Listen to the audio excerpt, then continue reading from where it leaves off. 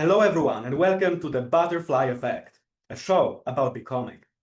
In today's episode, we meet Professor Tania Israel, an energizing voice of academia, and a scholar that comes with ready-made and science-backed solutions and blueprints on how to make our society a better place. Learn with me from Tania on the power of dialogue and how to keep engaging with the people and the world, even when we disagree or feel overwhelmed. Tania is University of California, Santa Barbara Professor of Counseling Psychology with expertise in dialogue building across political lines and LGBTQI+ well-being. Here is Tania's masterclass of successful communication and connection building. And my first question is, Tania, why are you? It's a big question. And it made me reflect about really what is my purpose and what do I hope to do in this world and in this lifetime. I really want to have a positive impact through my actions. And I always think we should lean into our strengths. So I like to create experiences. It could be a presentation or activities or even a party where I'm offering people tools that are going to help them to participate fully in their lives. And that could be just in their own mental well-being, could be in their relationships, in their community. Ultimately, what I really want is to help to alleviate suffering and help folks move toward their potential. And that's a big job, but I don't feel like I have to do it by myself because I feel like there are a lot of people who are always working to make the world a better place. So I like to think I'm, one small piece of that. And we are very grateful for your part in making this world a better place. And I know you've spent your years telling us how can we come together, how can we have better conversations and understand each other better. And especially now, I'm wondering, how can we keep hope alive in this complicated time? I think what brings us all to this, we have to draw on our own experience. And that's part of what makes me hopeful. I started doing this work back in the 1990s when I brought together pro-choice and pro-life people to have dialogue with each other. And that really was a transformational experience for me because it didn't change anything about how I felt about abortion, but it changed so much about how I felt about people who disagreed with me on it. And I have really used that framework. And then after the 2016 election, I thought, well, maybe there's something I can do to help. We're having trouble connecting across divisions. So I started doing work on dialogue. And some people found that really helpful. And some people said, well, that's all fine and good, but I don't want to talk to those people. But I'm still kind of losing it. So what do you have for me? And so then I started looking into what are the other kinds of things we need. So my point of all this in terms of hope is that I am drawing on my own experience and things that I have seen and experienced as helpful. But I'm also drawing on the research. I was a professor for 27 years. I just recently retired. I draw on evidence. And so I think it's not even as much about hope, but it's about evidence-based optimism. I think that is actually what's most powerful.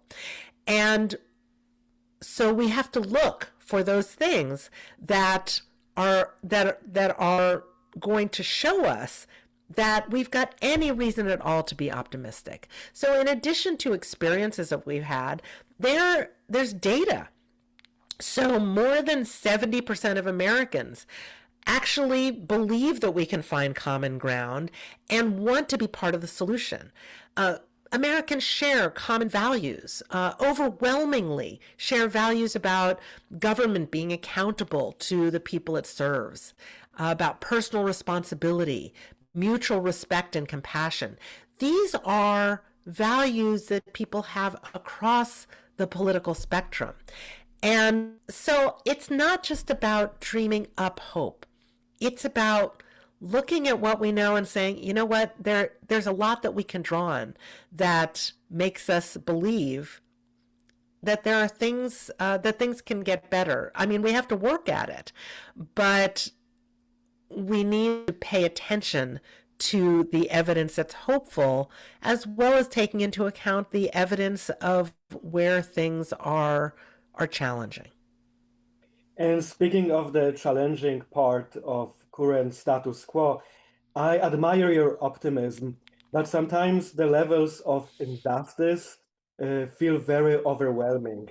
When should we actually speak up and stand up for the values that we've been always believing? I always want to know from people when they're trying to decide what actions to take. I always want to know, what's your goal? And then I say, all right, well, based on that goal, and based on what your circle of influence is, here's what might be most effective. So there's different kinds of speaking up. There's speaking up in public, and a lot of people are doing that, and that's important. It's one of our basic rights as Americans to public assembly, and so it's important that we're able to do that. There's speaking up in social media, which frankly is not always the place that's going to help people who aren't already on your side to understand you, but it can be a place to maybe share ideas, to connect with people, and that connection is important. Isolation is at epidemic levels right now, and so that can be helpful with that, although frankly having more three-dimensional human interactions is even better, a better antidote for that. But when it comes to dialogue, let me talk about that specifically for a minute. And when should we speak up? If we hear somebody say something that we're like, oh, I really disagree with that. That doesn't sound right. And in fact, I think that can be harmful. I would say that before we speak up, we should listen up. And the reason for that is when I ask people, why is it that you're interested in talking with somebody who has a different view than you have? I hear 4 answers to that question. Some people say, there's someone in my life I want to stay connected with, and we're having trouble doing that because of our differences. Some people would like to persuade or convince somebody. Some people want to find common ground or heal the divide. And some people say, I cannot fathom how people can think or act or vote as they do, and I'm trying to gain some insight. For any of those goals, the thing you want to do is to create a warm connection where you are trying to understand them. And the reason for that is that's what's effective, whether you are trying to cultivate connection and maintain that relationship. Even if you're trying to persuade or convince someone, the way to do that isn't coming at them with facts and figures. It's for them to feel like you're interested in them, that you respect and care about them, and that you might be a trusted resource for them. So same thing about, if you're looking for common ground, if you're trying to gain insight, for any of that, you really need to be able to understand somebody else. So before we speak up, we should listen up. One of the things that I've seen is that sometimes people feel like, oh, if I don't speak up, then I'm colluding. Then either they're going to think I agree with them, or I'm somehow maintaining or enabling that viewpoint. And often we're thinking about that because we're sort of imagining, we've got somebody on our shoulder who we're trying to be an ally to, and we're trying to advocate for. And we think, oh, if I don't speak up and I say, hey, that thing you're saying is racist, then I'm betraying that person on my shoulder. I'm going to go back to what's your goal. If your goal is to actually do something for people you're trying to protect, people you're trying to uplift, and you have an opportunity to have a one-on-one conversation with somebody who you disagree with, who's not already on that side, calling them racist is not actually going to get them on board. And also telling them that you won't speak to them is not going to get them on board. So the best way to be an ally is to really draw on the strengths of that human connection and listen to somebody, try to understand them, ask them to share more with you even than they've shared. And you can make it clear that you don't agree. You can say, oh, I hear you saying this, that's not where I am with it, but I get that that's where you're coming from. You don't have to agree with somebody to be able to form a connection where you can understand them and where they feel understood and respected. And that is actually a better way to try to bring somebody on board. Thank you so much for sharing this recipe for speaking up in those complicated situations and difficult times. Here at Butterfly Effect, we strongly believe that every person has a power to make a difference and have their butterfly effect. But what piece of advice would you give to someone who maybe feels not enough or too tired to make a difference? People are just so exhausted right now. I feel like, the pandemic, I feel like we're still trying to recover from that in terms of our energy. And then what's going on in terms of conflict in our country and outside of our country, and the conflict that then comes from that. It's exhausting and it's hard sometimes to stay in it. I think it's most helpful to find a way to stay engaged while staying grounded. And that, means a couple of different things. The first thing, because if we're trying to preserve our energy for the actions that we think are going to be most meaningful and powerful in these situations, then let's not give all our energy over to the clickbait media and to the outrage machines on social media. Like, let's not put all of our energy there because it's just draining us. And at the same time, we need to stay informed. We need to know what's going on. So what I recommend is that people pay attention to how they're using news and social media and how they're consuming it. So if there's something that you want to learn about, think about, all right, what source do I want to go to, or what sources do I want to go to? How long do I want to spend learning about this? Maybe even set a timer for yourself and go learn about that thing, and then come back out of that. It's not healthy for us to have the news on in the background all the time. And in fact, the more we consume news, actually, we think that the more news we consume, the more informed we're going to be. But it turns out that the more news we consume, actually, the more distorted our perspective is about people on the other side. Like, the less informed we actually are about them, the more we watch news, especially cable news that sort of caters to our own views. So being conscious about our media consumption is really important. Stay informed, get the information you need, but don't have it on in the background all the time, and do other things. Find other things that are meaningful.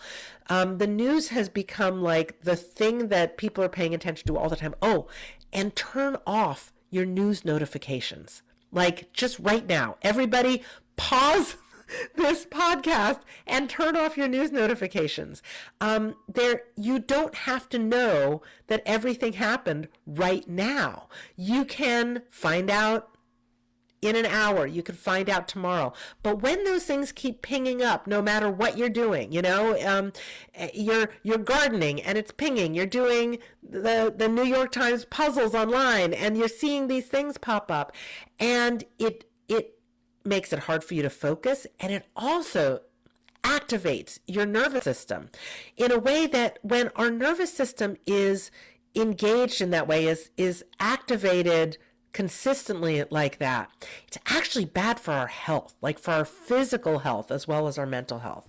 So turn off those news notifications. Okay, I live in California. I keep my earthquake notifications on. Or if you're taking actions to, you want to take some immediate action to things going on in your community, stay connected with the people who are informing you about that. But turn off all the other ones. You don't need to know that right this second. No doom scrolling before bed either. That is not going to help our sleep at all. So we have some power actually retain our energy for the things that we care about. So that's the first thing. We need to stop throwing our energy in places that aren't good for us. But then what do we do? So people might feel like the only way I can make a difference is by doing these things that I see people doing public or covered in the media. So I need to be at a public protest. I need to run for office. I need to be a media spokesperson for things, or talk as if I am, or have opinions as if I am. And that's because that's what we see demonstrated for us. We see that modeled in the media. But there are other things that we can do to make a difference. And a lot of that is not, it's not public. It's more private kinds of things. I mean, first, even just those things that I'm talking about how we manage the news and social media, that makes a difference for ourselves and for our own mental health, but also for other people. People ask me all the time, like, what should we be doing about children and social media? And I'm like, well, the first thing we should be doing is we should be modeling the behavior we want them to see. If you have children around and your phone's constantly dinging and you're looking at it, then that's what they're going to expect. So we can do that not only for ourselves, but also as modeling. Another thing that we can do is, we were talking about dialogue. So we can engage with people who might have not always different views than we have, even, who have different experiences, who have different values. They might be people who are even on absolutely the same side that we're on in terms of our values and our politics, but we're having different reactions to what's going on out there. So we can connect with people across all of those kinds of differences. And that's really helpful. That social cohesion is really key to overcoming isolation, and it's also key to strengthening our democracy. We are more vulnerable the more divided we are. We're vulnerable both to internal and external forces. So the more connected we are to people, both who agree with us and who disagree with us, who look like us and who don't look like us, who have similar experiences and different experiences, all of that is beneficial to our society and to our democracy. So whether it is, checking on your neighbor, bringing them a banana bread, maybe you say, you know what, I'm going to volunteer in my community. I'm not a political person, but I'm going to go do literacy tutoring at the library. I'm going to do a trash pickup in the park. I'm going to join the Rotary Club. Like, anything that we're doing that engages with other people is actually a really positive move. And volunteering is actually good for our mental health. So if we feel like we're too tired to make a difference, we can both improve our mental health and make a difference by engaging in our communities. And since you use the D word, my final question will be about democracy, but also bringing people together, since you are a national expert on that subject matter. So how actually can we bring people together amidst political division? So we talked a little bit about dialogue. So I'm going to talk a little bit about dialogue, then I'm going to talk about like all the things we can do beyond dialogue. So dialogue is one way. And when we have dialogue, we want to do it effectively. So the first thing we have to do is actually come into dialogue with curiosity. If we are not actually interested in knowing where somebody else is coming from, then it's not going to work. I always think about it, people say things like, oh, this is what I think, you should agree with me. Or this is what I think, this justifies my actions. Very seldom do we hear someone say, this is what I think. These are the limitations of my understanding. What am I missing? And if we see people who have a different perspective as a resource to help us to understand something that we really don't get, that will give us a great motivation going into that conversation. So that's the first thing. We then need to give people uninterrupted time to speak. Just let them say their piece. And then when they've said their piece, rather than we say our piece, no, we reflect back to them what we just heard. We reflect back to them something of what they said. You don't have to say, you don't have to read a transcription. Just summarize a little something of what they told you that seems meaningful. Like if you know that there's going to be sort of a pop quiz at the end of somebody speaking, you're going to pay attention and make sure you really, really understand what they're saying. So share back with them something you heard. Ask them to elaborate, but not about like, where did you get those facts and figures? We say, how did you come to see things that? We should similarly share our stories, share our own experiences. How did you get to the way that you view things? Was there a person in your life who had an impact on you? Was there a time when you saw things differently and you shifted your perspective? Those kinds of things. Stories are actually more powerful than facts. And people, interestingly, find stories to be truer than facts. And so that can be really helpful as an approach to conversation. So all of that is what we need to do to have dialogue. Oh, and also remember, this is dialogue and not debate. People often have that image of debate in their minds and come in a dialogue as if it's that. You got to lean into the strengths of human interaction, and that's how you do that effectively, through dialogue. Dialogue is not the only way. And in fact, some people don't want to have dialogue, partially because maybe they've had an experience where, and people will say this, they're like, I don't want to have a conversation with people I disagree with. It's just like a fire hose of them spouting their own views. And why would I want to do that? So people can be really turned off of dialogue. And the other thing is, it's just not, it's kind of trying to go at things really directly. Like it can feel a little transactional, like, oh, I'm going to have this conversation with you so that then you will hear what I have to say and agree with me. When we collaborate together toward a common goal, that can really create a bond. And so I'm going to give you an example. There's this organization called Raft for America. They are taking Republicans and Democrats that are rafting together. It turns out if you bring people together to collaborate on a common goal, three-dimensional human beings, it will actually help people to get to know each other better. It will humanize them, and people will work together. So maybe you want to have dialogue, but maybe you actually want to work together with other people on something. Honestly, if I could get everyone in this country to do one thing, it would be volunteer in their local community. And it could be anything, any kind of volunteering, because that's going to bring them into a collaboration with other people. Maybe people they agree with, but maybe people they don't.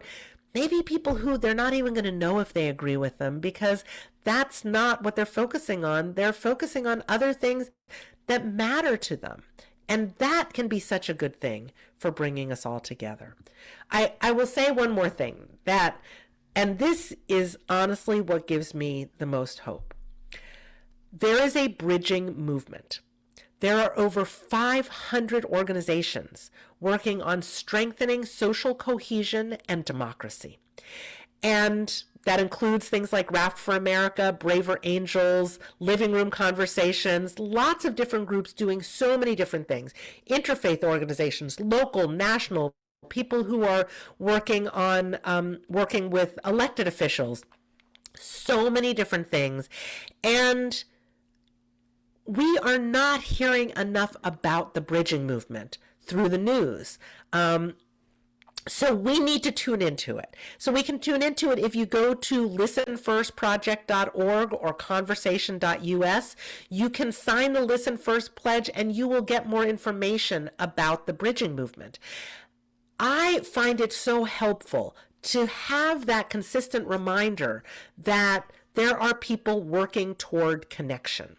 And it's not the same thing I'm being told everywhere else in the news. All of that other stuff, I'm not saying that the conflict isn't true. I'm not saying that we are not having struggles with division. but we're also having successes with bringing people together. And I love to know that, and I love to share that. Thank you so much. And all of your books, all of your work is another success story of bringing people together.